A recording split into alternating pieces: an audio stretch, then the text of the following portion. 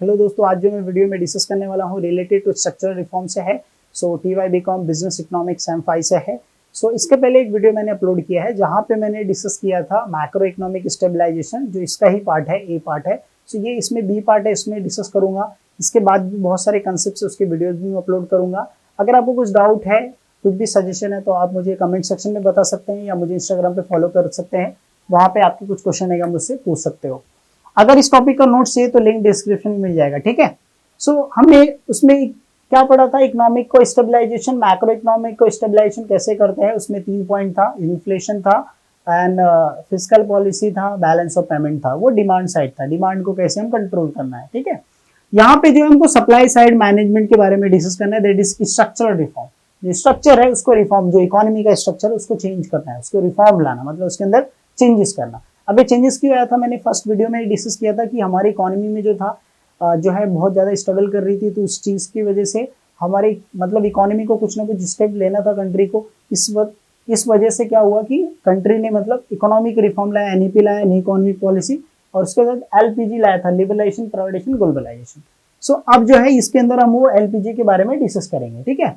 अब आपका question structural reform से साइड नहीं आता, मतलब अगर आप क्वेश्चन देखोगे तो क्वेश्चन में नहीं पूछेगा explain the structural reform of NEP 1991, वो ये पूछेगा explain the advantages and disadvantages और favourable of the industrial policy, और बोल सकता है लिबरलाइजेशन या प्राइवेटाइजेशन पूछ सकता है। तो अगर लिबरलाइजेशन पूछा तो इतना समझना कि इंडस्ट्रियल रिफॉर्म के बारे में डिस्कस कर रहा है, ठीक है।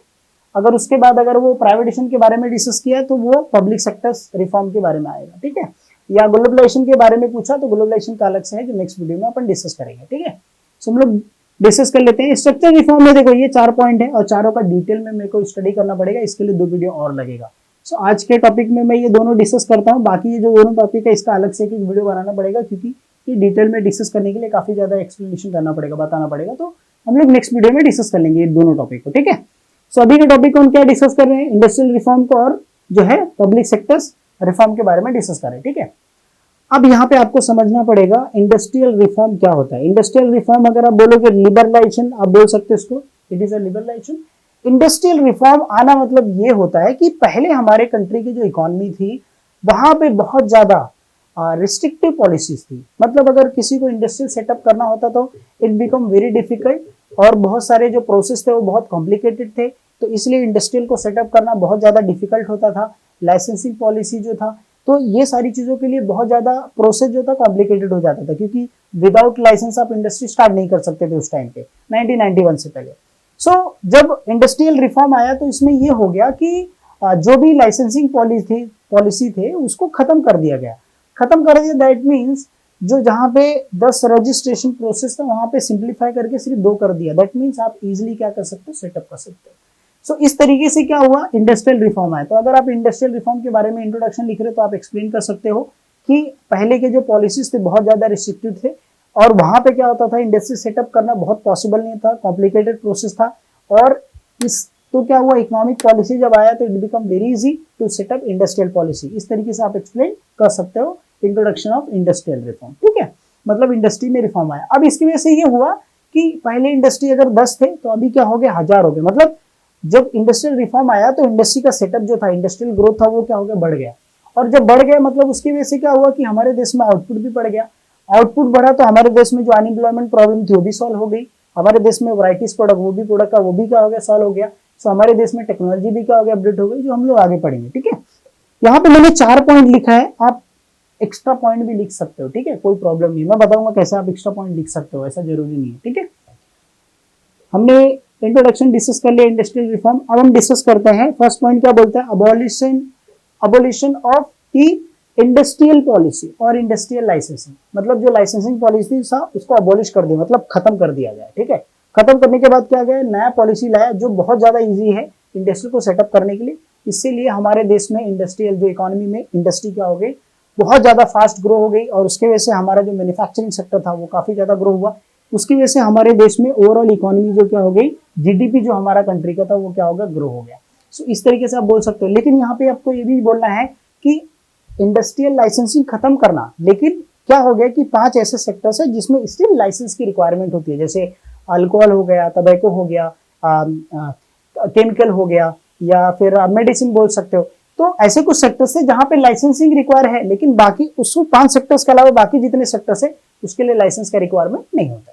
सो ये अबॉलिशन ऑफ लाइसेंसिंग और abolish of the industrial policy, licensing policy मतलब क्या हुआ, पॉलिसी का जो लाइसेंसिंग पॉलिसी था हटा के नया पॉलिसी सिंप्लीफाई कर दिया गया, सभी पॉलिसी हटा गया, इंडस्ट्रियल सेटअप बढ़ गया।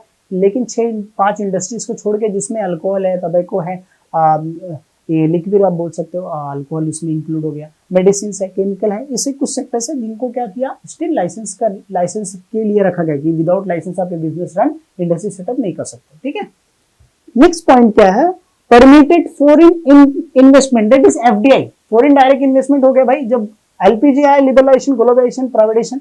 सो ग्लोबलाइजेशन में मैंने डिस्कस किया कि वर्ल्ड इकोनॉमी क्या हो गया, एक इकोनॉमी एक मार्केट हो गया, जहां पे एक्सपोर्ट इंपोर्ट क्या हो गया, इजी हो गया। अब एफडीआई हो गया, मतलब क्या कर सकता है, कोई कंट्री इन्वेस्टमेंट कर सकता है हमारे देश में आगे। ठीक है, अब जब वो इन्वेस्टमेंट करेगा तो वहां की टेक्नोलॉजी भी क्या करेगा, यहाँ पे लेके आएगा।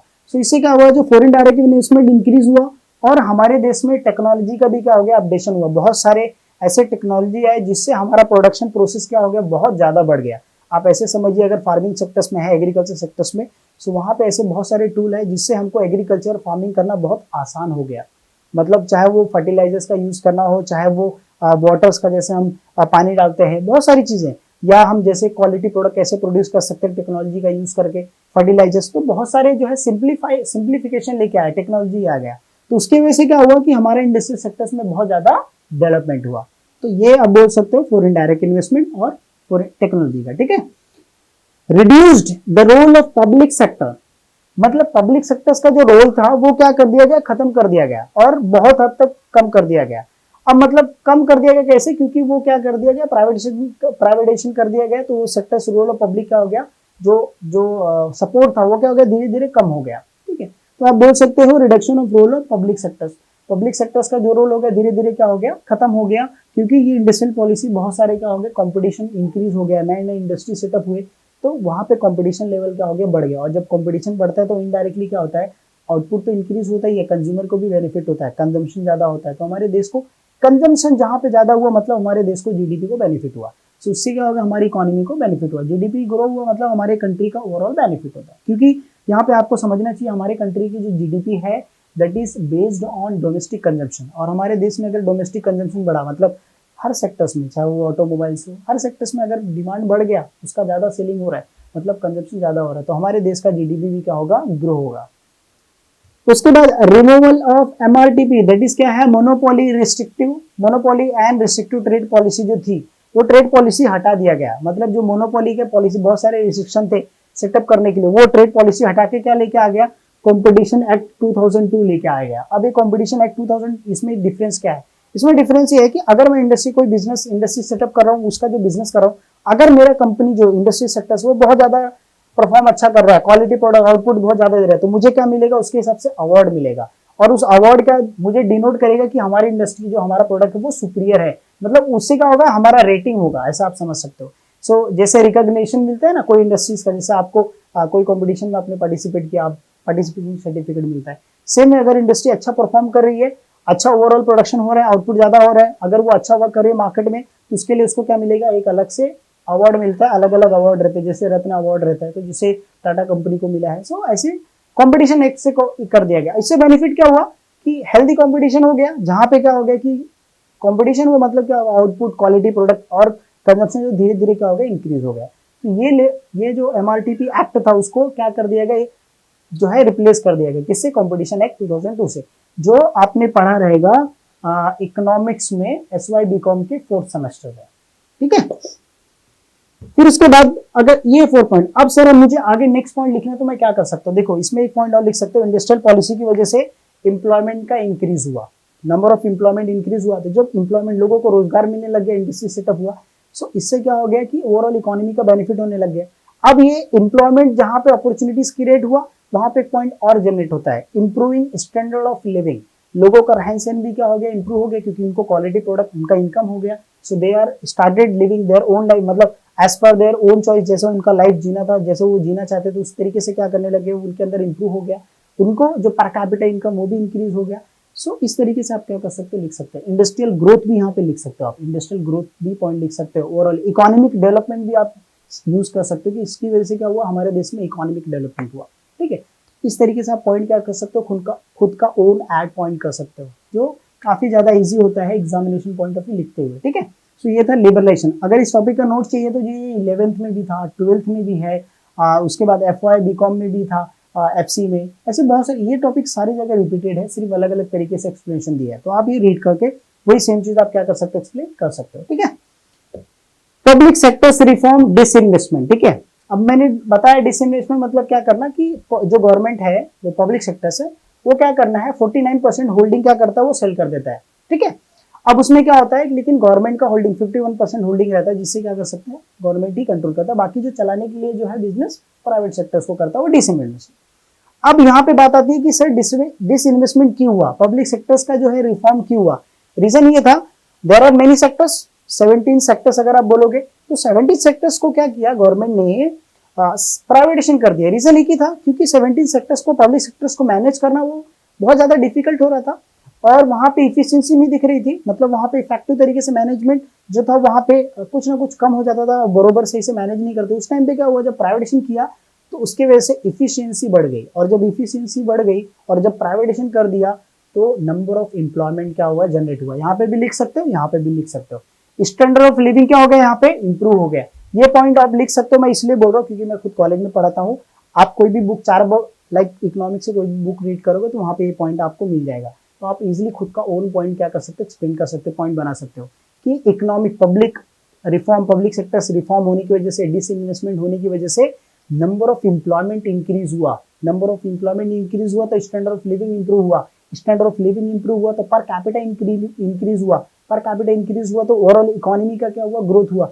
सो अनक्वालिटी प्रोडक्ट आया, कंपटीशन क्या हो गया, इंक्रीज हो गया। सो इससे क्या हो गया, ओवरऑल बेनिफिट किसका हुआ, इकोनॉमिक्स को हुआ। सो ये आप बोल सकते हो public sectors reform and disinvestment. Understood. Next video में अपन क्या डिस्कस करेंगे, trade and capital flow reform discuss करेंगे, फिर उसके बाद फाइनेंशियल सेक्टर्स रिफॉर्म डिस्कस करेंगे। अब देखो, इसको मैंने क्या बोला था, लिबरलाइजेशन का अगर क्वेश्चन पूछा, क्योंकि अगर आप देखोगे पास्ट के पेपर में लिबरलाइजेशन पूछा है, बच्चे कंफ्यूज होंगे, भाई लिबरलाइजेशन तो कहीं दिया ही नहीं था, तो हमको कैसे लिखना answer. This answer can be written, ये आंसर आप क्या कर सकते हो, एक्सप्लेन कर सकते हो। ठीक है, so thank you so much guys watching video. I hope कि आपको समझा रहेगा। कुछ सजेशन है तो मेक श्योर राइट कमेंट्स। बाकी आपका कुछ भी डाउट है तो आप मुझे इंस्टाग्राम पे फॉलो कर सकते हो, वहां पे आप पूछ सकते हो। So thank you so much guys watching video.